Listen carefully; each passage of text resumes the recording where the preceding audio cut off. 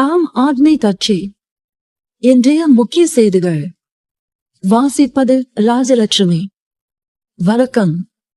இன்று சேலம் மாவட்டத்தில் இந்திய தேர்தல் ஆணையத்தின் அறிக்கையின்படி ஆம் ஆத்மி கட்சியின் சார்பில் வாக்காளர் பட்டியல் சிறப்பு திருத்தம் தொடர்பாக முக்கியமான கூட்டம் நடைபெற்றது.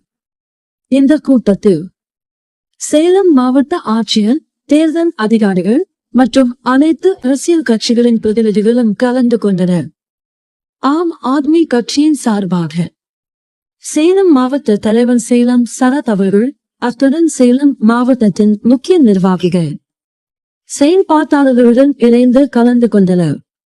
இந்த கூட்டத்தில் தேர்தல் பணிகளில் வெளிப்படைத்தன்மை, வாக்காளர் விவர திருத்தம், புதிய வாக்காளர் பதிவு மற்றும் தேர்தல் விழிப்புணர்வு குறித்தும் விரிவாக விவாதிக்கப்பட்டது.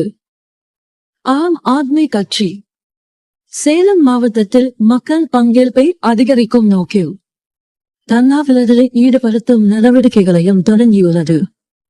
நன்றி, வணக்கம்.